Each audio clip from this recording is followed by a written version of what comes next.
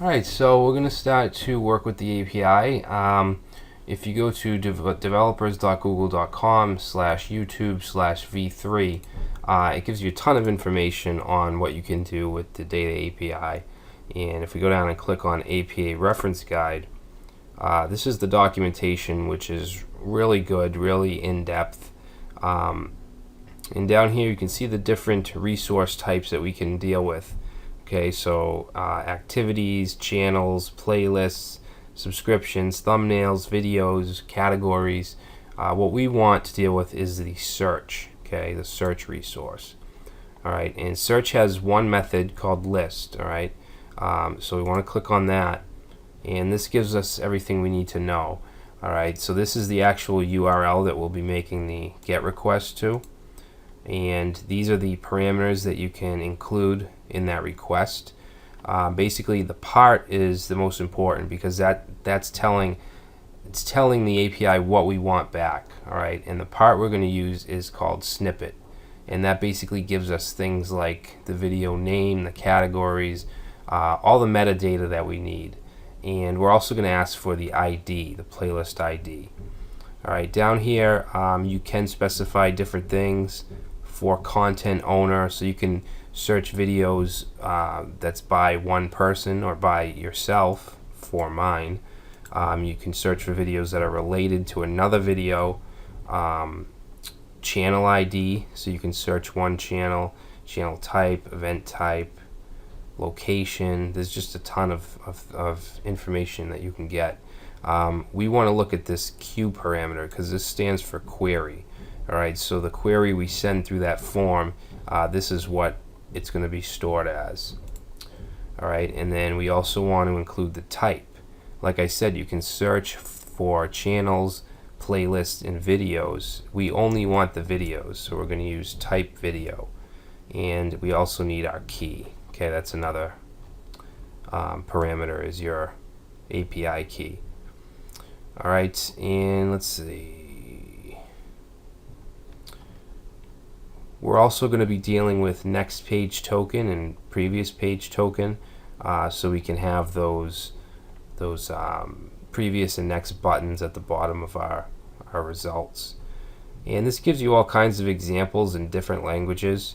If we click JavaScript, this is a little different than what we're doing. We're not going to use the client library. We're just going to make straight GET requests through jQuery. But you can use the library, and you can of course use other languages as well. PHP, I've dealt with that quite a bit. And that's really it. And down here we can actually try it. Alright, so let's, for part, which is required, let's say we want snippet, and then down in our query, let's we'll search for web design, and we can specify our max results, all kinds of stuff. And then for, let's see, type, we want video. I don't know if it's video or videos. Let me check real quick. Type video. Alright, so now if we do execute, it's going to give us our response. Okay, so these are the results in JavaScript notation.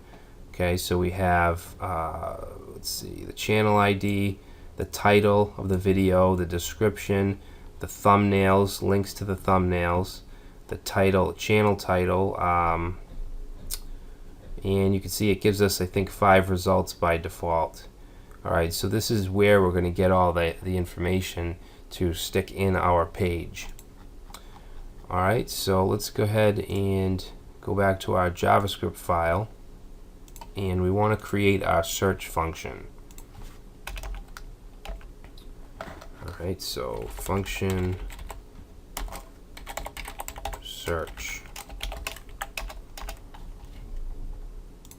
And the first thing I want to do is set our results div and our buttons div to nothing. Okay, I want it empty, so that if we make a search request, get a bunch of results, and then make another one, we don't want that to be added on top of the other ones. We want the other ones to disappear and then put the new ones in. Alright, so clear results, and we're going to use jQuery to get results.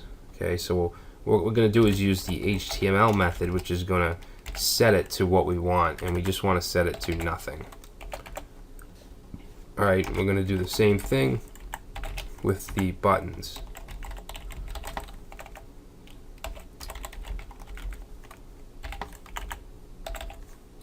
Alright, next we want to grab the query that's going through the form. Alright, so get form input, and we're going to set that in a variable called Q. Okay, we're going to set this to the ID query query.val. That'll get us the value. Now we need to make our request, our GET request. Okay, so we'll say run GET request on API. Okay, so to do this, there's a lot of different ways you can do this in jQuery. We're going to use the GET method. Okay, so we want to do a $.get. Alright, and then inside there, we got to include a bunch of things. The first is going to be the URL. Let's use double quotes. Alright, so the URL, if we go back to the YouTube page, is going to be this right here. Okay, so we want to grab this and put that right in the GET. Alright. Then we're going to do a comma, and we're going to add our options. Okay, this is where we define the things like part that we actually did through the test form they have at Google. And this is going to be snippet, and I also want to grab the ID.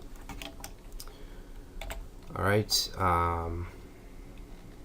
next we'll have the query, which is a Q, and we made our variable Q as well, so we're going to put that in.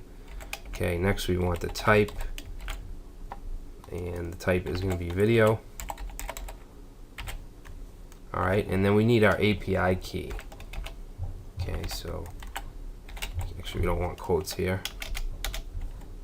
Key, and then let me just grab that real quick. And you want to put this in quotes. Alright. Let's actually bring this back here, and then we need a comma. So, comma. Now we're going to run a function. Okay, and we're going to pass in the data variable, because we're going to get some data from this request, and then we can use that data. Now, what we want to do first here is we want to get the next page token and the previous page token. Alright, so that if we're on a page that can go forward or backward, we want to know that so that we can provide it, so we can add our buttons at the bottom. Alright, so I'm going to create a variable called next page token, and I'm going to set that equal to data dot next page token. Alright, and data dot, that's how we can access whatever. We can access the video title, things like that. Alright, and I'm going to do the same thing for the previous page token.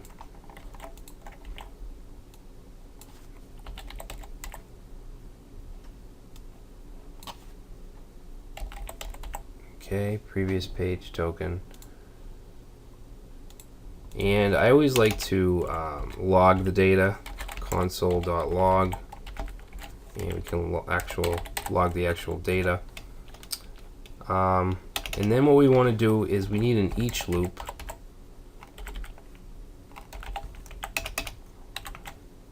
Alright, and then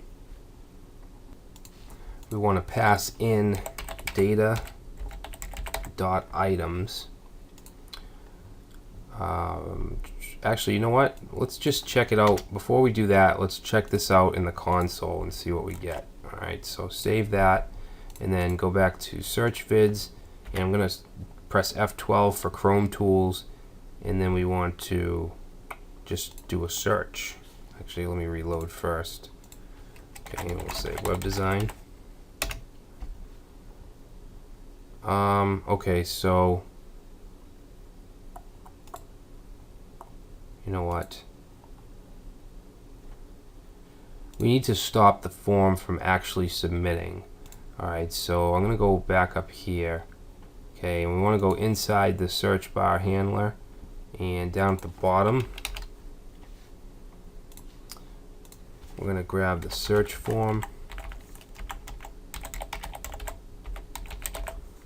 Alright, so we're going to say search form dot submit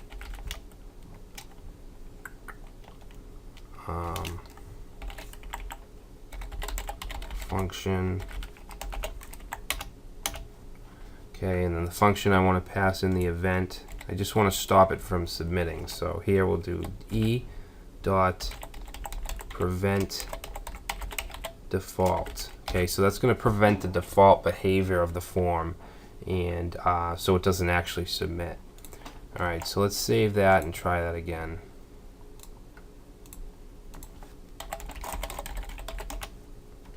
Alright, so now down here in the console you can see that we've logged an object. Okay, if I open that object, we have an items array. If I open that, you can see each option we have in the array, and you can see we have an ID. Alright, and if we click on that, it's going to give us the video ID, and then let's see, right here, no, that's not it. Snippet, here it is, snippet. Open that up and you can see all the results. Okay, you can see the channel title, the description, the actual title of the video, the thumbnails object. Alright, and it's getting 5 results because that's the default. We can change that if we want. Alright, so that it's working, we're making the request. Alright, and we can also see it in our network tab. You can see that this is what it's giving us, the same thing. Okay, so what we want to do is loop through the items. So let's go back down here, and we're going to do our each loop. Okay, so we want to loop through the items, and we can do that using data.items. Alright, data.items, and then for the next parameter is going to be a function. Actually, what did I do? I shouldn't have. Actually, yeah, that's fine. Function. Wait a minute. Let's do that over. Okay, so we have each, and then inside of there, data.items, and then we want a function. Alright, there we go. And the function here is going to get passed in I in item. Alright, we'll be able to access every individual item through this. So what we want to do is build our HTML output here. Alright, but I don't want to put it all in this loop. So what I'm going to do is we're going to create a custom function for our data just to build all our output. Alright, so I'm going to say variable output is going to be equal to the function get output. And of course we need to pass in here the item variable, which is coming from here. Okay. So this will be full of our list items with all the video titles and H3 tags and all that. Alright, so what we want to do after we get that is append it to our results unordered list. Okay, so display results. Okay, so we're going to grab results and say dot append output. Okay. Put a little comment here as well.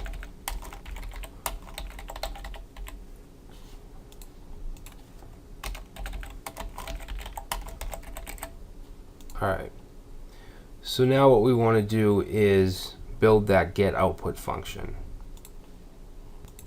But I think before we do that, we should start that in a new video, just because it's going to take a while to get all our variables, to create the HTML and all that. So we'll do that in the next section.